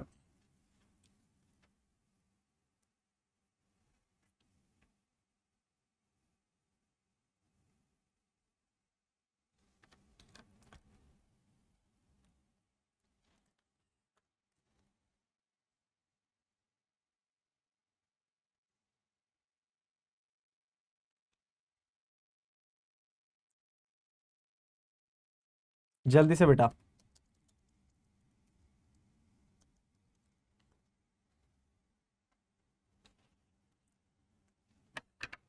ठीक है ना, समझ में आ गया वाली बात। अब आते बेटा इधर देखिए, तो अब समझ में आ गया हाउस होल्ड फर्म से क्यों लिया, क्योंकि हमें 2 सेक्टर इकोनॉमी पढ़नी है पूरे के उसमें, ठीक है ना, तो ये बेस्ट चीज होगी, थोड़ा सा कम पढ़ना पड़ेगा, ठीक है ना। अब ध्यान से देखिए बेटा, 1 बाय 1। सबसे पहले होता क्या है कि हाउस होल्ड जो है ना बेटा, फर्म को कुछ देगा बेटा, सबसे पहले हाउस होल्ड जो है बेटा फर्म्स को कुछ देगा, और वो देगा बेटा फैक्टर सर्विसेज। क्या देगा बेटा? फैक्टर सर्विसेज देगा बेटा, ठीक है ना, इस चीज का ध्यान रखना आपने। तो क्या दे रहा है बेटा? फैक्टर सर्विसेज, यहां लिख दूं मैं, फैक्टर सर्विसेज, ठीक है। जैसे लैंड, अगर जैसे आपने साउथ की मूवीज तो देखी होंगी ना, साउथ की मूवीज में क्या होता है कि आपका गांव है, बाहर से कोई बड़ी बड़ी कंपनी वाले आते हैं, कहते हैं हमें जमीन दे दो, ये दे दो, मार धाड़ करते हैं, समथिंग ऐसा कॉन्सेप्ट रहता है उनका जाकर। तो इसका मतलब क्या हुआ कि जब हाउस होल्ड वाले के पास सब कुछ है ना, फर्म वाले उनके पास आ रहे हैं, इसका मतलब जमीन तो यही देंगे ना इनको, सीधी बात है, तो जमीन दे दी, उसके बाद उन्हीं से, गांव वालों से ही काम करवा देते हैं, तो गांव वालों को ही लेबर की तरह ट्रीट कर लेते हैं, तो लेबर भी दे दिया एक तरीके से, इन्होंने तो दिया फिर इसको, है ना। लेबर, लैंड, लेबर, कैपिटल, पैसा भी इन्हीं से मांग लेते कि अब थोड़ा थोड़ा पैसा सबके सब लगा दो, ठीक है, तुम्हें इतना ज्यादा मुनाफा होगा आगे जाकर के, तो इसी लालच में पैसा भी लगा देते हैं। लैंड, लेबर, कैपिटल और एंटरप्राइज, एंटरप्राइज या एंटरप्रेन्योरशिप भी लिख सकते हैं बेटा, क्या लिख सकते हैं? एंटरप्रेन्योरशिप। तो एंटरप्राइज लिख दिया मैंने। तो फैक्टर सर्विसेज इसने इसको दिया बेटा, क्या क्या दिया बेटा? लैंड, लेबर, कैपिटल और एंटरप्राइज, ठीक है ना, यहां तक समझ में आ गया, ठीक है। अब ये एरो का खेल बहुत बड़ा खेल है बेटा, यहाँ पे अगर आपने एरो गलत बना दिया तो समझ लो कि पूरा कॉन्सेप्ट खराब हो गया। ये इससे इस तरफ जा रहा है, ये एरो ये रिप्रेजेंट कर रहा है कि हाउस होल्ड से फर्म की तरफ जा रहा है बेटा, ठीक है, नोट डाउन करते रहना, ठीक है ना, यहां तो कोई दिक्कत तो नहीं। अब देखिए बेटा, फर्म भी तो कुछ देगा इसको, बिल्कुल हाँ बेटा देगा। क्या देगा? Goods and services. तो ये क्या कर रहा है? हाउस होल्ड वाला परचेज कर रहा है ऑफ गुड्स एंड सर्विसेज, जो गुड्स एंड सर्विस प्रोड्यूस कर रहा होगा वो इसको परचेज कर लेगा। तो सिंपल सा रियल फ्लो में ये 2 चीजें होती है बेटा। नंबर 1, पहला फैक्टर सर्विस, इसने इसको फैक्टर सर्विस दिया, लैंड, लेबर, कैपिटल और एंटरप्राइज, यानी एंटरप्रेन्योरशिप की, है ना। इसके बाद फर्म इसको क्या दे रहा है बेटा? फर्म इसको दे रहा है purchase of goods and service, ये परचेज कर रहा है गुड्स एंड सर्विस किससे? फर्म से। सिंपल सी बात है भाई, जब ये सब कुछ लेगा तो कुछ प्रोड्यूस भी तो करेगा, प्रोड्यूस करने के बाद ये खरीदेगा, भाई हमें तो बेचता वो सब चीज़ें, है ना। तो ये चीज़ें बनती है। बट अगर हम बात करें यहीं पे बात करें, पहले मनी फ्लो की बात करते हैं यहीं पे, फिर समझते हैं अच्छे से इसको। मनी फ्लो में भी देखो वहीं पे हाउस होल्ड होगा,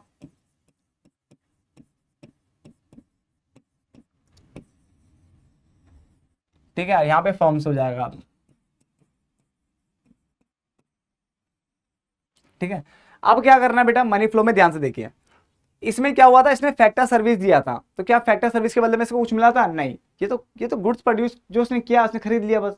बट इसके बदले में कुछ नहीं मिला ना, तो वहां पे लिखेंगे हम, बात को समझो। फैक्टर सर्विस यानी लैंड, लेबर, कैपिटल और एंटरप्राइज, ये दिया था हाउस होल्ड ने फर्म्स को, ठीक है ना। अब इसके बदले में ये भी तो कुछ करेगा उसको, ये भी तो कुछ करेगा उसको, तो देखिए क्या करेगा ध्यान से। तो उसने बोला, फर्म बोला कि मैं भी कुछ तेरे को दूंगा बेटा, ठीक है, मैं भी तेरे को कुछ दूंगा। तो ये इसको दे रहा है फैक्टर पेमेंट। क्या दे रहा है? Factor payments. जैसे जैसे देखना, लैंड के बदले में क्या देगा बेटा, ये बताओ। लैंड के बदले में तो रेंट ही मिलेगा, किराया, ठीक है। लेबर को क्या मिलेगी? वेजेस। कैपिटल पे क्या मिलेगा? इंटरेस्ट। और मेन बंदा जो एंटरप्राइज था उसको क्या मिलता है? प्रॉफिट, ठीक है। तो ये मिल जाएगा, तो इसका मतलब पहले वाले का तो पेमेंट हो गया। ये फैक्टर सर्विस दिया था, इसने इसको फैक्टर पेमेंट कर दिया अगले वाले में, क्यों? मनी यहाँ इन्वॉल्व हो रही है, तो मनी वाली बात यहाँ की जाएगी। क्लियर? ऐसे इसने क्या किया था पिछले वाले में? परचेज किया था गुड्स एंड सर्विस, इसने खरीदा था, तो अब ये देगा इस वाले में इसको इधर क्या देगा बेटा? ये देगा कंजम्पशन एक्सपेंडिचर। क्या है कि जो मैंने कंजम्पशन किया था अब उसके ऊपर मैं खर्चा कर रहा हूं, कंजम्पशन एक्सपेंडिचर, कंजम्पशन एक्सपेंडिचर। ये बन गया फ्लो आपका, ठीक है ना। ये आपका क्या बन गया? फ्लो बन गया, जिसको हम नॉमिनल फ्लो भी कहते हैं मनी वाले को, और उस वाले को फिजिकल फ्लो। क्लियर है? तो अब जरा इसको ध्यान से समझना बेटा, क्योंकि वन शॉट ये आपका खत्म होने वाला है, ठीक है ना। ध्यान से समझना बेटा, जहां से हमने स्टार्ट किया था ये तो हो गया था। ध्यान देखिए, सबसे पहले हमने ये पढ़ा, ये क्या चीज है? Circular flow of simple economy, ठीक है। Circular flow of income sector of economy. देखो यहाँ पे मैंने कहा 2 सेक्टर इकोनॉमी होती है, 3 सेक्टर और 4 सेक्टर। 2 सेक्टर में हाउस होल्ड और फर्म, ये दो, यानी फर्म को हम प्रोड्यूसर भी बोल सकते हैं, तो प्रोड्यूसर है ना, तो ये 2 सेक्टर्स यहाँ पाए जाते हैं। यहाँ पे आपका हाउस होल्ड, फर्म्स और गवर्नमेंट, ये 3 सेक्टर्स मिलेंगे। यहाँ पे हाउस होल्ड, फर्म्स, गवर्नमेंट और रेस्ट ऑफ द वर्ल्ड, इसको हम फॉरेन सेक्टर या अब्रॉड भी बोलते हैं, तो 4 सेक्टर यहाँ मिलते हैं। इन दोनों को क्लोज इकोनॉमी कहा जाता है, क्योंकि इनका रेस्ट ऑफ द वर्ल्ड के साथ कोई लेने देना नहीं है, ये बाउंड्री के अंदर अंदर की बातें करता है। जबकि ये वाला, इसका रेस्ट ऑफ द वर्ल्ड के साथ लेना देना होता है, इसलिए इसको ओपन इकोनॉमी कहते हैं। ये बात समझ में आ गई है। हमारे जो कोर्स का पार्ट है वो 2 सेक्टर इकोनॉमी है, इसलिए हम सिर्फ यहां तक जाएंगे, ठीक है। पहले के टाइम पे हम ये भी पढ़ाते थे बेटा, ये भी पढ़ाते थे, तो एक डायग्राम इसका बनता था, फिर इसका भी बनता था अलग से, इसका भी बनता था, सबका सीखना पड़ता है, ठीक है ना। चलिए अब यहाँ पे ध्यान से देखिए, फिर हमने कहा जो रियल फ्लो है, रियल फ्लो में क्या हो रहा है? तो रियल फ्लो में ये हो रहा है कि हाउस होल्ड फर्म्स, 2 सेक्टर पढ़नी है, तो हाउस होल्ड इसको देगा factor service, land, labour, capital, entrepreneurship यानी एंटरप्राइज देगा। इसके बदले फर्म क्या कर रहा है? उससे गुड सर्विस बना रहा है, तो ये खरीद रहा है, तो purchase of goods and services, purchase of goods and service. Clear? जब इसने फैक्टर सर्विस दिया तो उसके बदले में क्या? फैक्टर पेमेंट ले लिया, है ना, यानी फैक्टर इनकम जनरेट कर ली एक तरीके से, रेंट, वेजेस, इंटरेस्ट और प्रॉफिट। उसने क्या किया था? परचेज किया था गुड्स सर्विस। जब खरीदेगा भाई, तुम दुकान में जाके कुछ खरीदोगे तो उसके बदले कुछ दोगे भी तो सही, तो कंजम्पशन एक्सपेंडिचर, ये इसको कहते हैं कंजम्पशन एक्सपेंडिचर, या फिर आप चाहो तो उसको ये भी कह सकते हो एक्सपेंडिचर, ये भी कह सकते हो आप expenditure, expenditure on purchase of goods and services. Expenditure on purchase, जब उसने परचेज किया था गुड्स एंड सर्विस, उस पर खर्चा कर दिया, सिंपल। अब अपने जरा उस डेफिनेशन पे जाते हैं जो हमें इस टाइम पे थोड़ी अटपटी लगी थी बेटा, उसको सही करते हैं, ठीक है ना। आप समझ जाते हैं उसको क्या था वो, ठीक है। इसके अलावा फाइनेंशियल इंस्टीट्यूशन बनाने वालों में भी ध्यान से देखना। देखो ये रेफर कर रहा है, साइकिल की बात कर रहा है, तो साइकिल गोल चल ही रही ना ऐसी, पहली चीज। Number 2, generation of income. हाँ, इनकम जनरेट हो रहा है भाई, पहले एक ने इसको दिया, वहां से क्या फैक्टर सर्विस दी, तो factor payment, income factor income generate कर ली उन्होंने, करी नहीं करी? पैसा मिल, लैंड पे रेंट मिल रहा है, लेबर पे वेजेस मिल रही है, कैपिटल पे इंटरेस्ट मिल रहा है, एंटरप्रेन्योरशिप को प्रॉफिट मिल रहा है, भाई इनकम जनरेट हो रही है, वही बात हो रही है। ऐसी जो फर्म थी उसने गुड सर्विस दिया इसको, उसके बदले में क्या है? जब इन्होंने खर्चा करा तो फर्म की इनकम हो गई, तो इनकम जनरेट करने की बात हो रही है, पहले point clear. Number 2, production process है, हाँ इन द भाई प्रोडक्शन प्रोसेस चल रही है। नंबर 3, इसमें डिस्ट्रीब्यूशन हुआ था, किसके बीच में? Factor production. तो फैक्टर प्रोडक्शन के बीच में कुछ डिस्ट्रीब्यूट हुआ था? हाँ, अभी तो हुआ था। लैंड, लेबर, कैपिटल एंटरप्रेन्योरशिप के बीच में कुछ डिस्ट्रीब्यूट नहीं हुआ? रेंट, वेजेस, इंटरेस्ट, प्रॉफिट, तो वही हुआ। तो डिस्ट्रीब्यूशन यानी इस इनकम का डिस्ट्रीब्यूशन किसके बीच में हुआ? फैक्टर प्रोडक्शन के बीच में। और फाइनली हाउस होल्ड ने फर्म को भी कुछ दिया था, याद करो। हाउस होल्ड ने फर्म को क्या दिया? कंजम्पशन एक्सपेंडिचर भाई, क्योंकि हाउस होल्ड ने क्या खरीदा था? गुड्स खरीदा था, सर्विस ली थी, तो उसके बदले में कंजम्पशन एक्सपेंडिचर किया। क्यों? On goods and service produce by, जो कि किसने प्रोड्यूस किए थे? फर्म ने। तो फर्म ने प्रोड्यूस किए थे, हाउस होल्ड ने खरीदे थे, तो हाउस होल्ड ने क्या करा? उसके ऊपर खर्चा कर दिया, खत्म। डेफिनेशन खुद ही बना के लिख लेना बेटा पेपर में कि ये उसी फ्लो को समझा रहा है, तो उस फ्लो को आप समझा सकते हो। ठीक है। अब मनी फ्लो में एक खेल देखिए बेटा, मनी फ्लो में खेल देखिए। बीच में मैं ले लेता हूं बेटा फाइनेंशियल इंस्टीट्यूशन।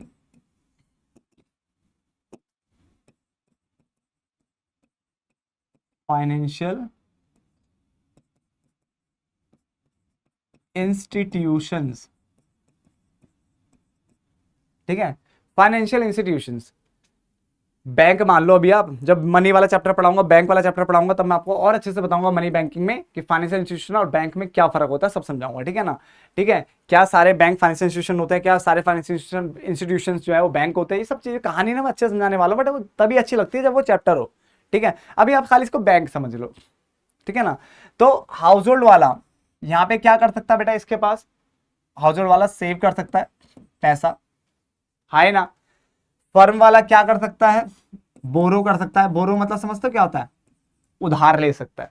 हाँ, फर्म वाला भी तो सेव कर सकता है बेटा, तो फर्म वाला सेव कर सकता है, तो हाउस होल्ड वाला भी तो बोरो कर सकता है, क्या दिक्कत है? तो बेटा बैंक में आप क्या कर सकते हो? बैंक में आप सेव कर सकते हो, बोरो कर सकते हो, सेव कर सकते हो और बोरो कर सकते हो। तो जब ये सेव करेगा, ये बोरो करेगा, ये सेव करेगा, ये बोरो करेगा, इस टाइप का कॉन्सेप्ट आपको बना के दिखाना होता है, सिर्फ मनी वाले में, कि मनी यही इन्वॉल्व हो रही है। अब हो क्या रहा है? ठीक है, सिर्फ 1 या 2 पेज का रह गया, चैप्टर पूरी तरह से तहस नहस हो चुका है। बताओ स्टार्ट हुआ कब, खत्म हो गया पता नहीं चला, बातों बातों में। ठीक है ना? बहुत अच्छे से बेटा क्लियर हो जाएगा, मैंने कहा था आपको। देखिए बेटा, circular flow in simple economy, 2 sector economy में बेटा इसका फ्लो देखिए। अगर मैं पूरा एक बार में बना के दिखाऊं तो कैसे बनता, पूरा बनाता तो। ठीक है, क्योंकि रियल बोलेगा तो रियल वाला डायग्राम बनाना है, मनी बोलेगा तो मनी वाला बनाना है, और कुछ ना बोले तो बेटा पूरा बना के आना पेपर में। ठीक है ना? तो देखिए ध्यान से, सबसे पहले लेते हैं हाउस होल्ड। मैं मिक्स करके दिखा रहा हूं आपको, ध्यान से देखना कैसे मैंने मिक्स किया इसको। हाउस होल्ड, इधर आ गया आपका फर्म्स। ठीक है, क्लियर है यहां तक? नंबर 1, सबसे पहले हाउस होल्ड ने इसको कुछ दिया था, अगर आपको याद हो तो हाउस होल्ड ने इसको दिया था बेटा फैक्टर सर्विसेज। इतना आपको समझ में आ गया? फैक्टर सर्विसेज, इसके ब्रैकेट में तो आप खुद ही लिख लोगे, लैंड, लेबर, कैपिटल एंटरप्रेन्योरशिप, वो तो लिख सकते हो ना। ठीक है ना? फैक्टर सर्विसेज के रिटर्न में इसने क्या दिया इसको? इसने दिया था फैक्टर पेमेंट, फैक्टर पेमेंट। ठीक है ना? और अगर आप चाहते हो लिखना है तो बेटा लिख ही देता हूं आपके लिए मैं। ठीक है, आप बहुत ज्यादा आलसी जो हो, तो यहाँ पे आ जाएगा लैंड, ठीक है ना, लेबर, कैपिटल और एंटरप्राइज। ठीक है, मैं ऑलरेडी लिख चुका हूं, तो मैं शॉर्टकट तो लिख ही सकता हूं, इतना तो दे दो यार। ठीक है ना? आपने इतना तो समझ ही लिया है। इसके बदले में ऊपर वाले में क्या क्या बेटा हमारे पास? लैंड मिलेगा, लैंड पे क्या मिलेगा? रेंट। इस लेबर पे क्या मिलती है बेटा? वेजेस। कैपिटल पे मिलता है इंटरेस्ट, और उसको लास्ट वाले को मिलता है प्रॉफिट। ठीक है ना? तो ये भी हो गया, ये तो समझ में आ गया दोनों कहानी। ऐसे नीचे वाले में भी बेटा, फिर उसके बाद फर्म ने भी कुछ दिया था, याद होगा पहले वाले में। ठीक है, क्या किया था? गुड्स एंड सर्विस, तो purchase of goods and service, तो purchase of goods and service. भाई यहां से इसने परचेज किया था, उसने बनाया, इसने परचेज कर लिया। इसके बदले में परचेज करने के बाद इसने भी तो कुछ दिया था इसको। क्या दिया था बेटा? कंजम्पशन एक्सपेंडिचर, यानी जो खरीदा था उस पर खर्चा करना, तो कंजम्पशन एक्सपेंडिचर। इकोनॉमिक्स को ना बहुत आसान बनाना है बेटा, बहुत आसान बनाना है आपके लिए। ठीक है, बस इसीलिए इस चीज को ध्यान रखिए कैसे कराया जा रहा है। तो बड़ा सिंपल सा है, इसने फैक्टर सर्विस दिया, उसने फैक्टर पेमेंट दिया, अगले वाले का पॉइंट था। फिर परचेज किया था गुड्स एंड सर्विस, इसने उसके ऊपर कंजप्शन एक्सपेंडिचर क्या है, समझ में आ गया। ये पहले वाले ये दूसरे वाले दोनों मिक्स कर दिए। बीच में मैंने आपको बताया था फाइनेंशियल इंस्टीट्यूशन, ठीक है, अगर ये क्या करता है, सेव करता है, तो ये क्या करेगा, बोरो। इस तरह से आप बना लीजिए। पता है बहुत सारे लोग ना आजकल लिखते नहीं है, बट आप लिखिए बेटा, मैं तो बोलूंगा लिखो उसे, ठीक है ना। ये सेव करेगा तो ये बोरो करेगा, पूरा मैं एक बार बना के दिखा रहा हूँ, ठीक है, सेव बोरो, तो ये सेव हो गया, ये बोरो हो गया, ठीक है ना। तो उसने सेव किया, उसने बोरो, इसने सेव किया, इसने बोरो, ठीक है। ये ज्यादा बेटर रहता है कि अगर एक सेव कर रहा तो दूसरा बोरो कर सकता है। क्लियर है, समझ में सब आ रहा है ना, मजा आ रहा है ना बेटा। ऐसे इंटरेस्टिंग सारे वन शॉट लेके आने वाला हूँ आपके लिए। बस मैं आपसे एक रिक्वेस्ट करूंगा, प्लीज ज्यादा से ज्यादा इसको शेयर जरूर करना, ज्यादा से ज्यादा शेयर करना, तभी मजा आएगा, ठीक है। उससे हमें भी तो मोटिवेशन आता है कि हाँ यार मजा, शेयर हो रहे हैं बेटा बच्चों से, ठीक है ना। चलिए यहां तक समझ में आ गया सारी बात, कोई दिक्कत तो नहीं है यहां तक। चलिए आगे बढ़ते हैं। अरे खत्म हो गया, यस खत्म हो गया, और यहां पे हमारा वन शॉट कंप्लीट होता है। होप सो आपको बिल्कुल अच्छे से समझ में आ गया होगा, बिल्कुल क्लियर हो गया होगा कि ये हमारा जो सर्कुलर फ्लो ऑफ इनकम वाला था क्या था, कैसे था। इंट्रोडक्शन भी आपको समझ में आ गया होगा। बहुत सारे जो है ना यहाँ पे इंट्रोडक्शन को छोड़ देते हैं बेटा, तो इंट्रोडक्शन आपको पता होना चाहिए। कई बार बच्चा ना एग्रीगेशन कहाँ इन्वॉल्व होता है, तो बच्चा लिख के आता है मैक्रो में लिखा आता है, जबकि एग्रीगेशन दोनों में होता है। छोटे लेवल पे वो बोलोगे तो माइक्रो में होता है, बड़े लेवल बोलोगे तो मैक्रो में होता है, तो दोनों में होता है, तो बोथ आना चाहिए। ये बहुत सारी ऐसी चीजें होती है जो बच्चा ध्यान नहीं देता है और नंबर कटवा देता है, ठीक है। इन छोटी छोटी चीजों पे तो हमने वो पढ़ा, इकोनॉमिक एजेंट हमने समझ लिया, माइक्रो मैक्रो हमने पढ़ लिया अच्छे से, है ना। इकोनॉमी क्या होता है, इकोनॉमिक्स क्या होता है पता होना चाहिए था। तो और कुछ इकोनॉमिस्ट के नाम भी आपको पता होना चाहिए। अगर आप इकोनॉमिक्स पढ़ रहे हो, इकोनॉमिस्ट के नाम ना पता हो तो भाई साहब किस बात की इकोनॉमिक्स पढ़ रहे हो आप, समझ में आ रही है। तो अब ना फटाफट से कमेंट बॉक्स में देखो, जैसे वीडियो आपने देखी है, कमेंट बॉक्स में जरूर लिखना कि आपको कैसी लगी वीडियो, ठीक है। इसके अलावा ठीक है ना, जो जितने ज्यादा कमेंट करवा सको कमेंट जरूर करवाना कि हमें नेक्स्ट वन शॉट जल्दी दीजिए सर, ठीक है। जितने ज्यादा कमेंट उतनी जल्दी जल्दी मैं क्या करूंगा बेटा, वन शॉट आपके लिए बनाऊंगा, क्योंकि मोटिवेशन आप हो हमारा, ठीक है ना, और आपको अच्छे नंबर लेके आने हैं। क्लियर है, तो मिलते हैं फिर अगले जो हमारा वन शॉट हमारा जो होने वाला है उसमें मिलने वाले हैं। तब तक के लिए बाय बाय टाटा, ध्यान रखना। और बेटा नोट्स अपने हाथों से बनाना, मैं दोबारा बोल रहा हूँ, किसी और के नोट्स से जो हम पढ़ते हैं ना वो समझ में जल्दी नहीं आता, अपने हाथों के नोट्स ही सबसे बढ़िया होता है बेटा।